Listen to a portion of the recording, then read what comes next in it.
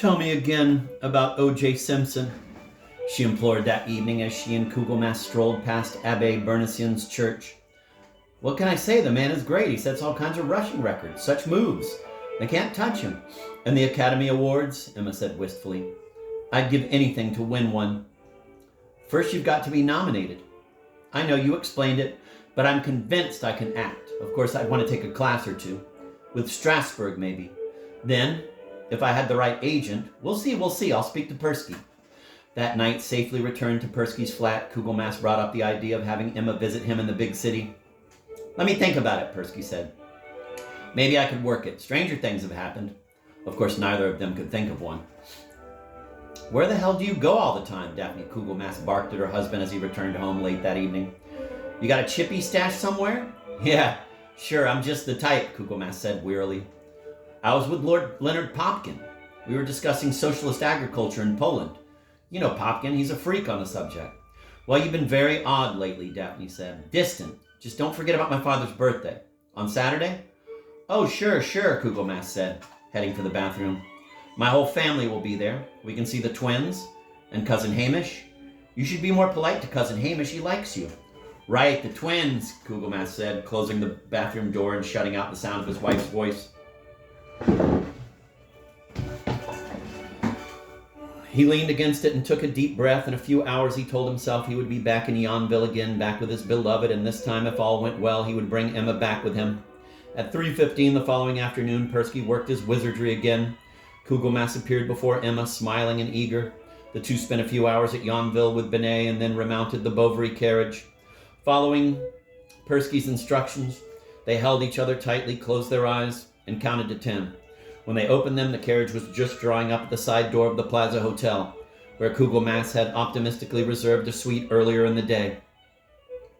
I love it. It's everything I dreamed it would be, Emma said as she swirled joyously around the bedroom, surveying the city from their window. There's F.A.O. Schwartz, and there's Central Park. And the sherry is which one? Oh, there, I see. It's too divine. On the bed, there were boxes from Halston and Saint Laurent and Saint Laurent. Emma unwrapped a package and held up a pair of black velvet pants against her perfect body. The slack suit is from Ralph Lauren, Kugelmass said. You'll look like a million bucks in it. Come on, sugar, give us a kiss. I've never been so happy, Emma squealed as she stood before the mirror. Let's go out on the town. I want to see Chorus Line and the Guggenheim and this Jack Nicholson character you always talk about. Are any of his flicks showing? I cannot get my mind around this, the Stanford professor said. First, a strange character named Kugelmass, and now she's gone from the book. Well, I guess the mark of a classic is that you can reread it 1,000 times and always find something new. The lovers passed a blissful weekend. Kugelmass had told Daphne he would be away at a symposium in Boston and would return Monday. Savoring each moment, he and Emma went to the movies, had dinner in Chinatown, passed 2 hours at a discotheque, and went to bed with a TV movie. They slept till noon on Sunday, visited Soho, and ogled celebrities at Elaine's.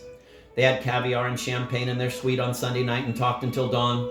That morning in the cab taking them to Persky's apartment, Kugelmass thought it was hectic but worth it. I can't bring her here too often, but now and then it will be a charming contrast with Yonville. At Persky's, Emma climbed into the cabinet, arranged her new boxes of clothes neatly around her, and kissed Kugelmass fondly. My place next time, she said with a wink. Persky rapped 3 times on the cabinet. Nothing happened. Persky said, scratching his head. He rapped again, but still no magic. Something must be wrong, he mumbled. Persky, you're joking, Kugelmass cried. How can that not work? Relax. Are you still in the box, Emma? Yes? Persky rapped again, harder this time. I'm still here, Persky. I know, darling. Sit tight. Persky, we have to get her back, Kugelmass whispered. I'm a married man and I have a class in 3 hours. I'm not prepared for anything more than a cautious affair at this point. I can't understand it, Persky muttered. It's such a reliable little trick. But he could do nothing. It's going to take a little while, he said to Kugelmass. I'm going to have to strip it down. I'll call you later. Kugelmass bundled Emma into a cab and took her back to the plaza. He barely made it to his class on time. He was on the phone all day to Persky and to his mistress. The magician told him it might be several days before he got to the bottom of the trouble. How was the symposium? Daphne asked him that night. Fine, he said, lighting the filter end of a cigarette. What's wrong? You're as tense as a cat. Me? Ha! That's a laugh. I'm as calm as a summer night. I'm just going to take a walk. He eased out the door, hailed the cab, and flew to the plaza. "This is no good," Emma said. "Charles will miss me." "Bear with me, sugar," Kugelmass said. He was pale and sweaty. He kissed her again, raced to the elevators, yelled at Persky over a payphone in the plaza lobby, and just made it home before midnight. "According to Popkin, barley prices in Krakow have not been this stable since 1971, he said to Daphne, and smiled wanly as he climbed into bed. The whole week went by like that. On Friday night, Kugelmass told Daphne there was another symposium. He had to catch this one in Syracuse. He hurried back to the plaza, but the second weekend there was nothing like the first. "Get me back into the novel or marry me," Emma told Kugelmass. "Meanwhile, I want to get a job or go to a class because watching TV all day is the pits." "Fine, we can use the money," Kugelmass said. "You consume twice your weight in room service. I met an off-Broadway producer in Central Park yesterday, and he said I might be right for a project he's doing," Emma said. "Who is this clown?" Kugelmass asked. "He's not a clown. He's sensitive and kind and cute. His name's Jeff something or other, and he's up for a Tony." Later that afternoon, Kugelmass showed up at Persky's drunk. "Relax," Persky told him. "You'll get a coronary." "Relax." The man says, "Relax. I've got a fictional character stashed in a hotel room, and I think my wife is having me tailed by Private Seamus." Okay, we know there's a problem." Persky crawled under the cabinet and started banging on something with a large wrench.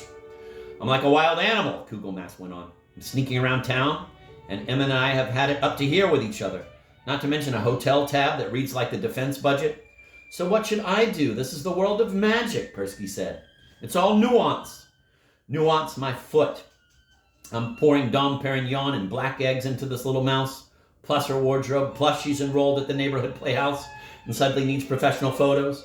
Also, Persky, Professor Fivish Kopkind, who teaches comp lit and who has always been jealous of me, has identified me as the sporadically appearing character in the Flaubert book. He's threatened to go to Daphne. I see ruin and alimony, jail. For adultery with Madame Bovary, my wife will reduce me to beggary. What do you want me to say? I'm working on it night and day. As far as your personal anxiety goes, that I can't help you with. I'm a magician, not an analyst." By Sunday afternoon, Emma had locked herself in the bathroom and refused to respond to Kugelmass's entreaties. Kugelmass stared out the window at the Wallman rink and contemplated suicide. Too bad this is a low floor, he thought, or I'd do it right now. Maybe if I ran away to Europe and started life over, maybe I could sell the International Herald Tribune like those young girls used to. The phone rang. Kugelmass lifted it to his ear mechanically. "Bring her over," Persky said. "I think I got the bugs out of it." Kugelmass's heart leaped. "You're serious?" he said. "You got it licked?" "It was something in the transmission. Go figure." "Persky, you're a genius. We'll be there in a minute, less than a minute." Again, the lovers hurried to the magician's apartment, and again, Emma Bovary climbed into the cabinet with her boxes. This time there was no kiss. Persky shut the doors, took a deep breath, and tapped the box 3 times. There was the reassuring popping noise, and when Persky peered inside, the box was empty. Madame Bovary was back in her novel. Kugelmass heaved a great sigh of relief and pumped the magician's hand. "It's over," he said. "I learned my lesson. I'll never cheat again. I swear it." He pumped Persky's hand again and made a mental note to send him a necktie.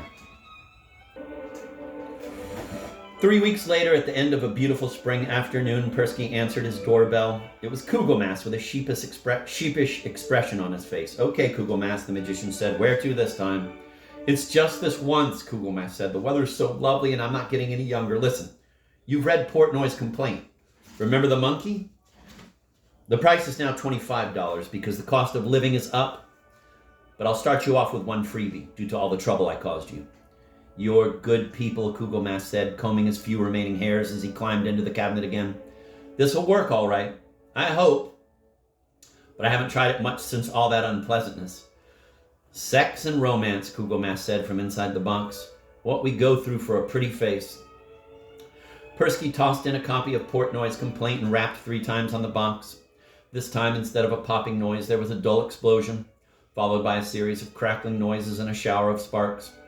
Persky leaped back, was seized by a heart attack, and dropped dead. The cabinet burst into flames, and eventually the entire house burned down. Kugelmass, unaware of this catastrophe, had his own problems. He had not been thrust into Portnoy's complaint or into any other novel for that matter. He had been projected into an old textbook, remedial Spanish, and was running for his life over a barren, rocky terrain as the word tener, to have, a large and hairy, irregular verb, raced after him on its spindly legs.